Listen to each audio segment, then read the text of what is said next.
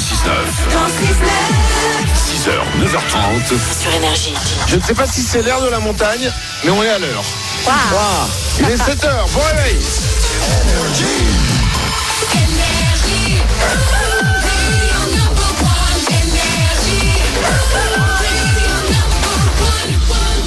On va doubler votre salaire dans 3 minutes juste après les infos et on va écouter les Black Eyed Peas.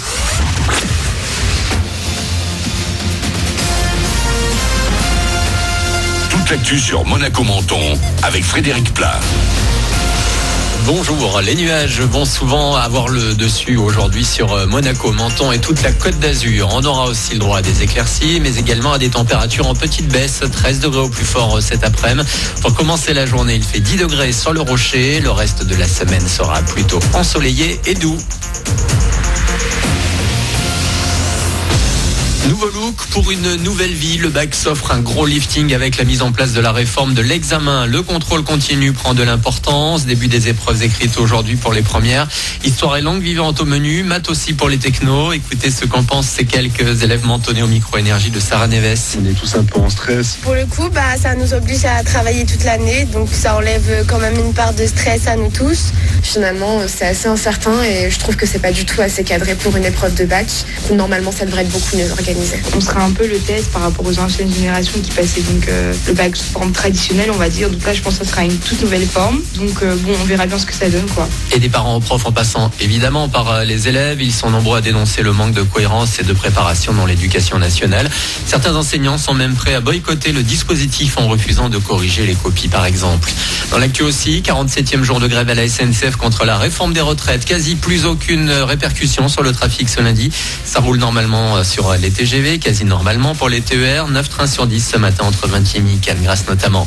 Sur la route, le tunnel de Tende fermé à la circulation. Des travaux d'inspection vont avoir lieu ce lundi et il sera impossible de l'emprunter entre 9h30 et 13h30.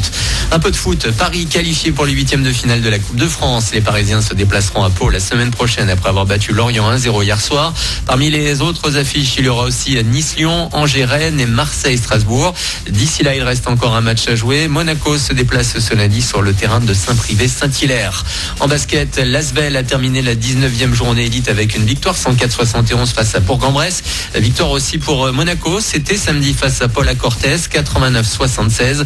On retrouvera la Roca Team sur le parquet des mercredis, cette fois en Eurocup. Puis on se projette un peu plus loin dans la semaine avec jeudi, le coup d'envoi du rallye de Monte-Carlo, 88e édition de cette manche inaugurale du championnat du monde des rallyes de la FIA 2020 WRC.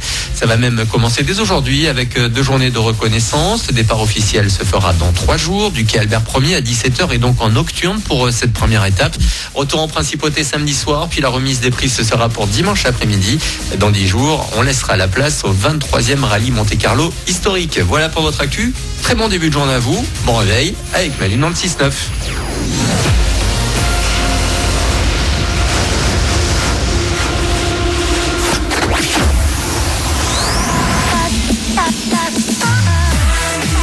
C'est nous.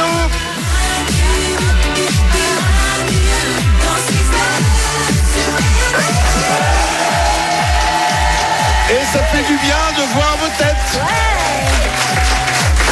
Parce qu'on est en public toute cette semaine. On est en direct de Valmorel, la station de ski de Valmorel, en Savoie.